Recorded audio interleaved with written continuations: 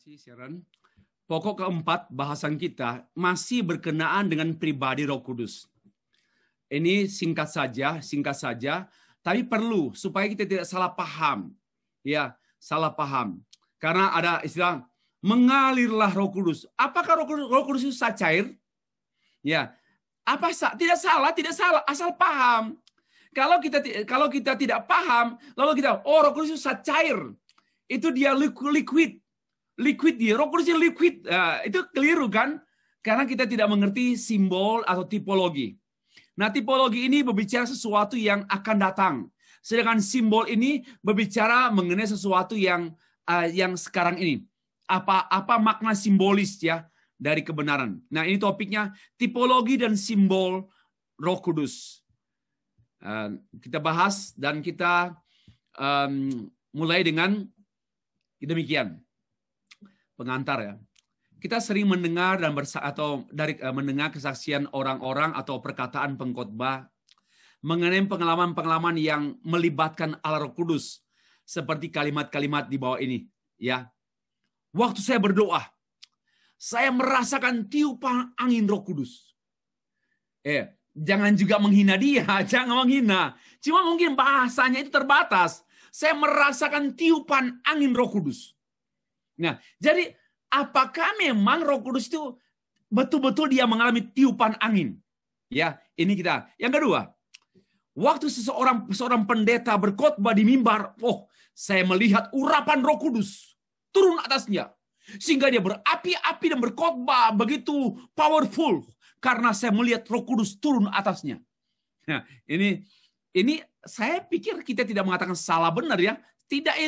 Bukan itu maksud saya. Next, yang ketiga. Minyak ini adalah minyak urapan Roh Kudus. Apabila dioleskan pada orang sakit, sembuh. Jadi minyak itu dihubungkan dengan Roh Kudus.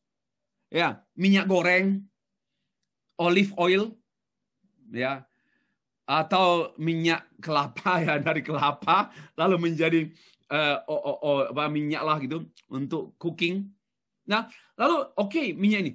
Lalu kalau kita oleskan pada orang sakit, maka Roh Kudus menyembuhkan. Jadi minyak ini dihubungkan dengan Roh Kudus. Pertanyaan saya, apa maksudnya semua ini? Saya tidak bertanya apakah salah atau benar. Bukan soal salah, kita nak menghakimi. Ya, kita tidak boleh menghakimi orang yang bersaksi. Apalagi mungkin dia baru 1 tahun jadi Kristen dan bahasa Kristennya kan belum akrab. Ya, dia belum akrab dengan bahasa Kristen sehingga yang ada pada dia, ya saya merasakan seperti aliran air Roh Kudus membasahi saya dan saya basah dengan Roh Kudus. Bahwa saya menyembah Tuhan sungguh-sungguh. Saya penuh terima Roh Kudus dan saya basah dengan Roh Kudus termasuk basah keringat. Ya, jangan salahkan, jangan hakimi, please. Jangan hakimi. Tapi kita tanya what is means? Ya, what is the meaning? Bukan what is it. What is the meaning? What means? Apa maksudnya? Ya, apa maksudnya? Oke. Nah, pembahasan kita membahas mengenai istilah-istilah seperti angin, burung merpati, minyak dan lain-lain adalah istilah Alkitab yang dibicarakan bersamaan dengan Roh Kudus. Harus disadari bahwa para penulis kitab Alkitab banyak memakai gaya bahasa. Ini pay attention untuk Bapak Ibu. Di dalam Alkitab ini banyak gaya bahasa, ya.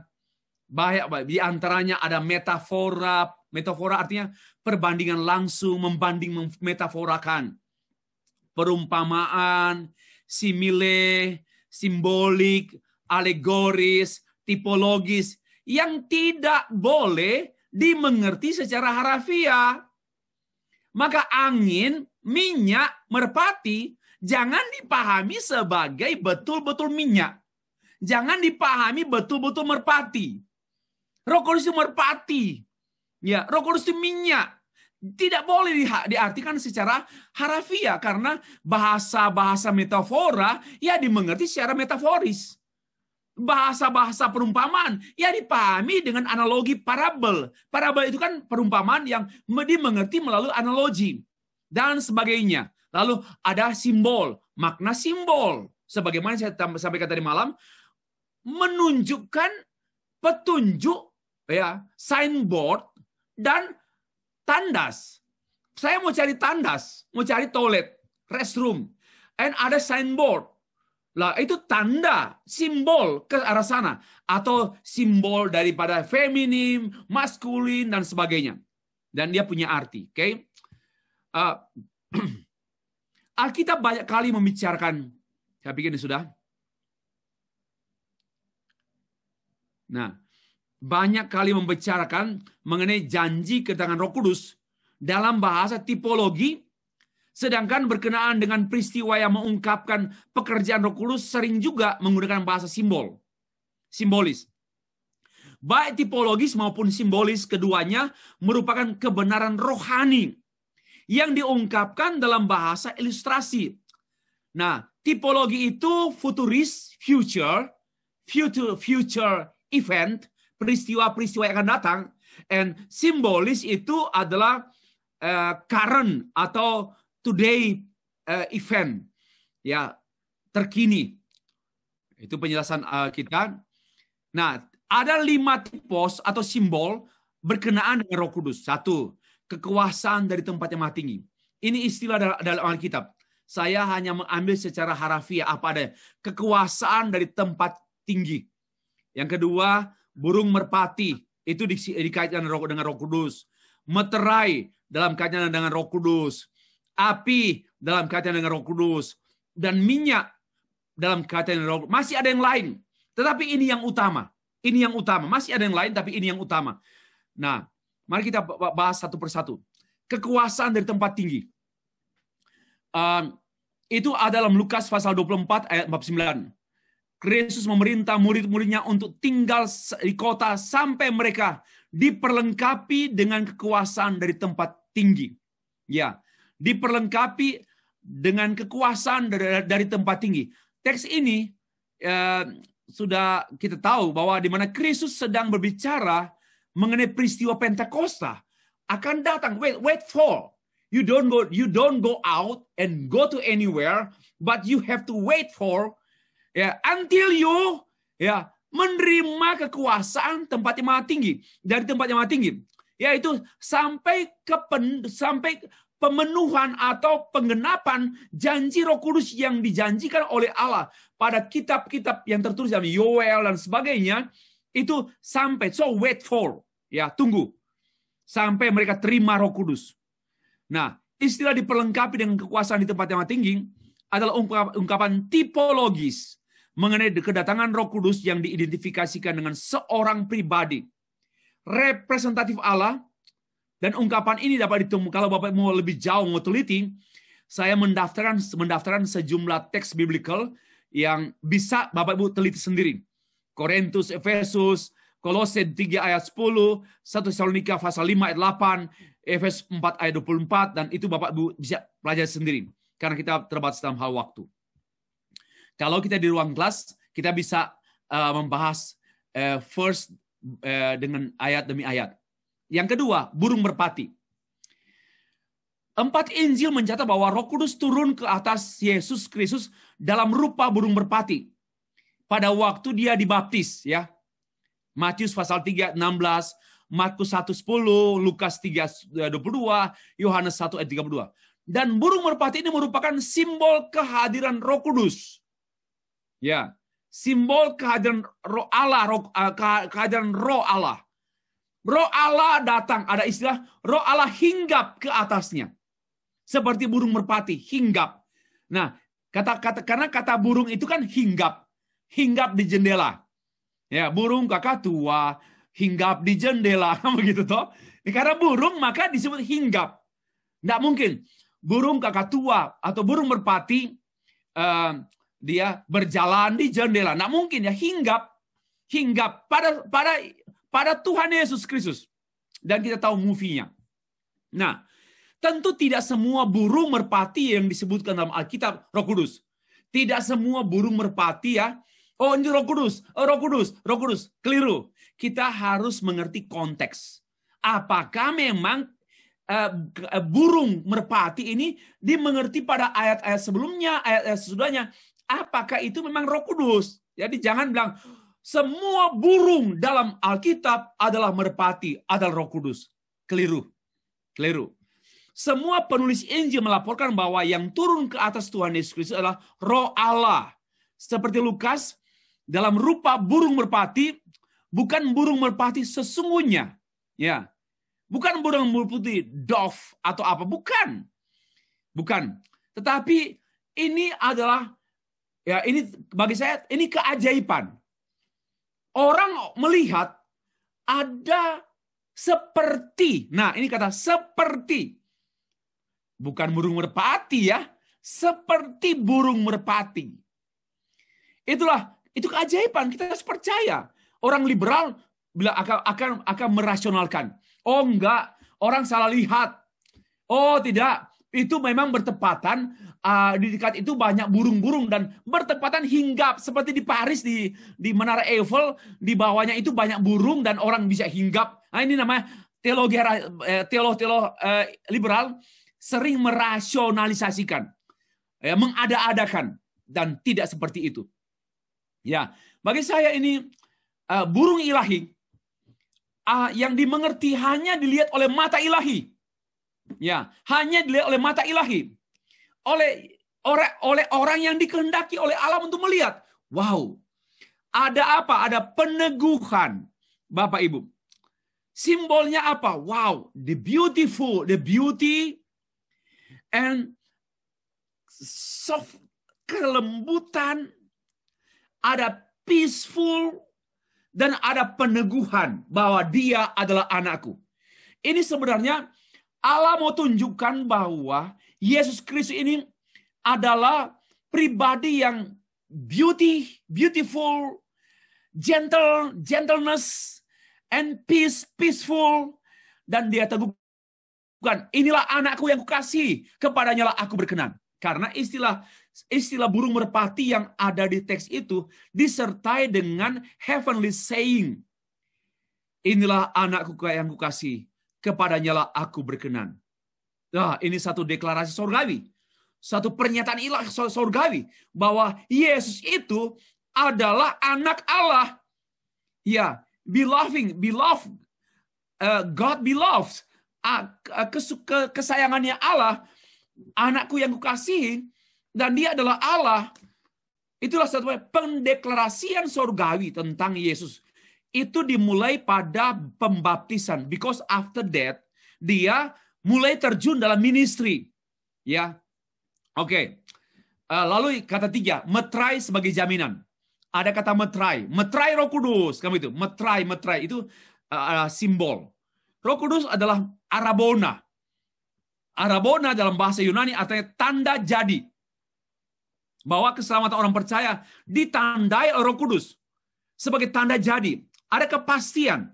Juga bisa dibaca dalam 2 Corinthians chapter 1 ayat 22 dan pasal 5 ayat 5. Please open and read by yourself. Di sini mengungkapkan bahwa Roh Kudus adalah arabona. Tanda yang sangat kuat itu pada Efesus pasal 1 ayat 13 dan 14. Roh Kudus mendiami orang percaya dan itu jaminan tanda Allah. Bapak Ibu, jangan lupa. Setiap orang percaya ada tanda Allah. Mari kita bersyukur. Mari kita bersyukur. Ini yang membuat setan takut. Ini yang membuat setan, wow. Ada tanda Allah pada Stefri. Ada tanda Allah pada Pak Peter. Ada tanda Allah pada Ibu Leni. Ada tanda Allah pada Ibu Ani. Ada tanda Allah pada Pak Ibu Mariam. Pak Relax juga. Ada tanda Allah. Sehingga roh setan gentar. Ini keyakinan saya. Tapi kalau Bapak Ibu tidak yakin, ya sudah, nggak berlaku. Karena kita hidup oleh percaya gitu. Kita hidup oleh percaya. Dan so believe it, bahwa kita ada tanda Allah pada kita. Wah, bagi saya malam hari ini pun saya diteguhkan. Kita jangan sombong tentu ya. Tapi bodoh-bodoh dan miskin-miskin serta jelek-jelek begini, ada tanda Allah loh. Daripada ganteng-ganteng nggak ada tanda, yang hanya ada tanda setan. Coba pikirkan, ganteng-ganteng, cantik-cantik, tapi ada tanda setan. Kita ini biarpun seperti ini, ada tanda Allah. Apa itu? Roh Kudus.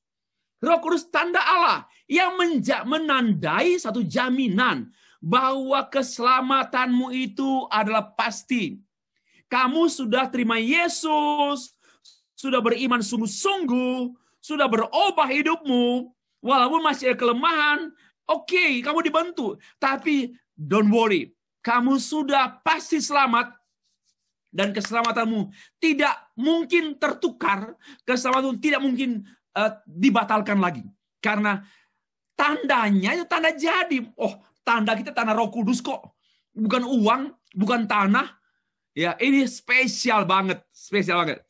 Nah, dalam Efesus pasal 1 ayat 13, ayat 14 juga kamu dimeteraikan oleh Roh Kudus, Arabon.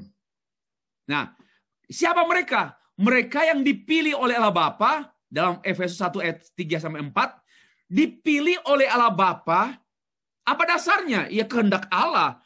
Lalu ditebus oleh Allah Yesus Kristus, Allah Anak Yesus Kristus ditebus pasal Efesus 1 ayat 5 sampai 12, dan dia dimeteraikan oleh Roh Kudus. Meterai ini tanda jadi, tanda sah. Wah, itu sah. Bapak Ibu, biarpun kita pada awal-awal ikut Tuhan ada banyak kekurangan, tapi kita sudah ditandai oleh Allah. Tanda pada kita, tanda Allah dan tanda sah, tak dapat diganggu-gugat. Itu sudah pasti. Itulah keyakinan orang Kristen. Percaya, diselamatkan, dan pasti masuk surga. Ini bukan mainan. Ini bukan isapan jempol. Ini bukan permainan sekolah minggu. Ada sekolah minggu main-main sambil tertawa. Ini satu kesukaan besar. Karena this is the gospel. Why? Karena kita dipastikan. Yes, of course, we are weak. We are weak. Kita lemah. Kita gampang dihempaskan. Kita rapuh banget, rapuh sekali. Tetapi kita punya Roh Kudus yang mempertahankan kita. Bukan kita yang mempertahankan Tuhan. Tuhan yang mempertahankan kita. Ini very, very special. So, ingatlah ini. Bahwa Tuhan yang mempertahankan kita. Bukan kita yang mempertahankan Tuhan. Bapak Ibu. Oke. Lanjut lagi. Meterai merupakan simbol Roh Kudus yang menegaskan bahwa Roh Kudus yang menerapkan, memastikan keabsahan, keselamatan itu pasti pada orang percaya, saudara dan saya. Semua berkat sorgawi yang Bapa telah tetapkan untuk umat pilihannya, berkat sorgawi untuk anak-anaknya, berkat sorgawi untuk kita yang percaya kepadanya, itu dialami dan dinikmati oleh kita sepenuhnya, seutuhnya. Itu yang Allah karuniakan, Allah yang janjikan pada kita. Yang Bapa pilih, yang ditebus oleh anak, dengan berkat-berkat sorgawi, itu dengan sempurnanya, kematian Kristus kayu salib, penguburannya, kebangkitannya, kenaikan ke surga, dan kedatangan kedua kali. Semua berkat itu adalah untuk kita, memastikan pasti kita yang alami. Wow. Berkat kelahiran Yesus, berkat penderitaan Yesus, berkat kematian Yesus, berkat penguburan Yesus, berkat kebangkitan Yesus, berkat kenaikan Yesus, berkat kedatangan Kristus. Itu untuk saudara. Itu berkat surgawi untuk saudara saya. Nah, dan itu diyakinkan oleh Roh Kudus. Itu berkat khusus. Kepastian karena Roh Kudus. Maka kepastian keselamatan orang percaya dijamin oleh Roh Kudus sendiri, yaitu oleh Allah sendiri, karena itu tidak akan ada pembatalan keselamatan. Bapak Ibu yang dikasihi dan mengasihi Tuhan, mari kita simak. Itu yang keempat.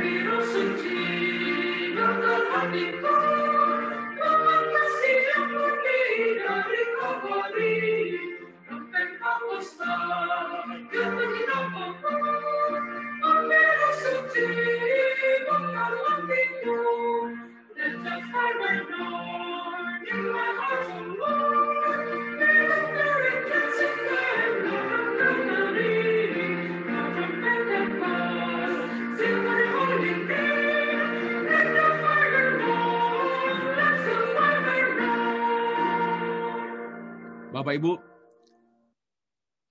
simbol yang keempat yaitu api. Tadi meterai, lalu sekarang api. Dan tadi kita mendengar, mari kita simak syairnya. Syairnya bagi saya sangat sesuai. Api roh suci Roh Kudus bakar hatiku dengan kasih yang murni. Karena pekerjaan Roh Kudus menghasilkan kasih yang murni. Kasih yang mana? Kasih dari Allah, dari Kalvari, dari kayu salib.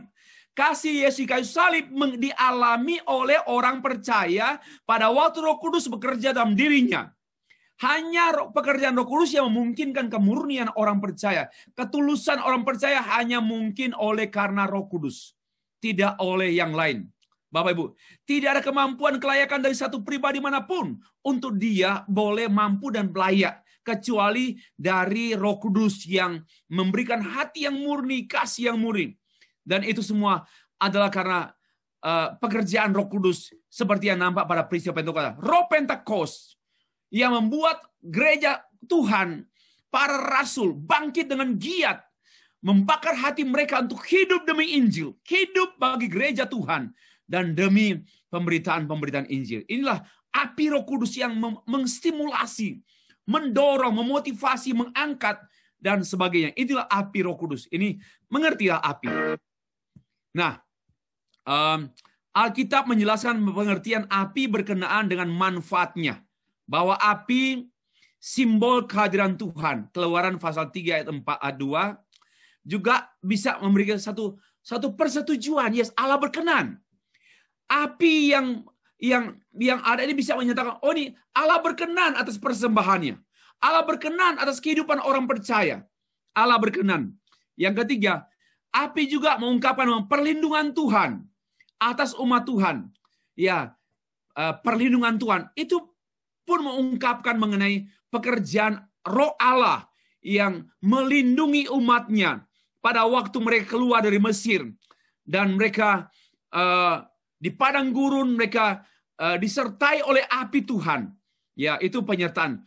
Simbol pemurnian juga, simbol ujian, simbol pendisiplinan Tuhan. Api Roh Kudus itu memurnikan gereja Tuhan. Dan saya yakin bahwa api Roh Kudus tidak pernah berakhir sampai Tuhan datang kedua kali dan terus-menerus memurnikan hamba Tuhan, memurnikan jemaat Tuhan, memurnikan gereja Tuhan dari semua hal-hal yang tidak murni, ya, dan menguji gereja Tuhan serta bahkan menghajar dalam arah mendisiplinkan gereja Tuhan. Bapak Ibu, simbol juga api itu juga bisa berarti memberi makna simbol mengenai penghukuman Tuhan. Seperti anak-anak Harun yang berlaku tidak benar, sembarangan, lalu mereka mengambil api asing. Dalam Imamat 10 ayat 2, si Nadab dan Abihu mengambil api asing dalam tugas pelayanan keimaman, dan mereka membakar ukupan, membakar korban dengan menggunakan api yang bukan dalam penetapan Tuhan. Dan Tuhan membakar mereka dengan api. Itu artinya bahwa api itu juga bisa berarti hukuman Allah. Nah, demikianlah pengertian berkenaan dengan Roh Kudus. Api dimengerti dalam pengertian tipologis. Bahwa pada waktu Yohanes Pembaptis berbicara mengenai baptisan Roh Kudus, ya, Roh Kudus akan datang membaptis kamu. Itu bisa dalam dua pengertian, yaitu memurnikan kamu, menguduskan orang berdosa. Karena itu baptisan Roh Kudus itu dialami oleh orang berdosa pada waktu momentum dia menjadi percaya. Itu namanya baptisan Roh Kudus, dan dia dikuduskan dan diubahkan. Bapak Ibu, baptisan api menggambarkan baptisan supernatural, ilahi, yang membersihkan. Dan itu adalah satu hal yang kontras dengan pembersihan dari air. Api Roh Kudus membaharui orang percaya, menghanguskan yang jahat seperti jerami. Ada baptisan air, baptisan Roh Kudus. Kedua-duanya ini berbeda, tapi tidak mungkin berdiri sendiri-sendiri. Kita mentaati Allah dan memberi diri dibaptis oleh baptisan air. Kemudian pada waktu itu juga kita terima kita menerima baptisan Roh Kudus, peneguhan karena kita percaya. Bapak Ibu, baptisan Roh Kudus terjadi pertama kali pada waktu peristiwa Pentakosta, seperti yang diungkapkan dalam lidah-lidah api. Itu simbol first time the Holy Spirit digenapi, dicurahkan untuk pertama kali kepada gereja Tuhan. Yang terakhir, minyak. Minyak dalam hubungan dengan Roh Kudus. Kita pasti sering menemukan kata minyak dalam Alkitab, baik Perjanjian Lama maupun Perjanjian Baru. Dan minyak tentu memiliki banyak pengertian ya, harus mengerti konteks. Tidak semuanya berurusan dengan Roh Kudus. Minyak dalam kaitan dengan karya Allah merupakan simbol yang menerangkan pelayanan Roh Kudus. Ya, juga kalau memperhatikan dalam Mazmur pasal 133 ayat 2, minyak urapan seperti minyak yang turun ke dia, yang ada minyak di atas kepala Harun, meleleh ke janggutnya, yang meleleh ke janggut Harun dan ke leher jubahnya. Ini menyangkut pekerjaan Roh Kudus pada yang meneguhkan para imam, hamba-hamba Tuhan, yaitu minyak dalam arti minyak yang meneguhkan, pekerjaan Roh Kudus yang meneguhkan peran hamba-hamba Tuhan seperti imam Harun. Ya, itu artinya Roh Kudus dalam kaitan dengan minyak. Ya, ada juga yang minyak baru, ada juga istilah itu, tapi lain lah. Seperti anggur baru, minyak, itu berbeda lagi. Ya, mari kita perhatikan dari 5 simbol yang saya kemukakan ini, maka kita kembali mau menegaskan mana yang utama, simbol atau makna. Dan jangan berhenti pada simbol, harus pada makna. Dan maknanya itu bukan makna lahiriah, maknanya bukan makna fisikal, tapi maknanya makna teologis. Semua yang disimbolkan oleh burung, merpati, minyak, urapan minyak, ataupun api, meterai, itu semua dalam pengertian makna teologis, bukan makna harafiah, makna lahiriah, atau makna jasmani. Tidak sama sekali. Kita harus mengetahui arti dari simbol dan jangan dimengerti dengan gampang, yakni secara harafiah saja. Roh Kudus itu merpati. Merpati itu Roh Kudus. Ya, Roh Kudus itu minyak yang dipercik-percikan dan untuk menyembuhkan, untuk membuat seorang makin maju, makin kaya, makin hebat. Itu semua keliru. Bapak Ibu, simbol-simbol tentang Roh Kudus menyatakan pribadi dan karyanya yang agung, yang melampaui semua simbol apapun. Demikianlah, selamat menikmati pekerjaan Roh Kudus tiap-tiap saat. Tuhan memberkati.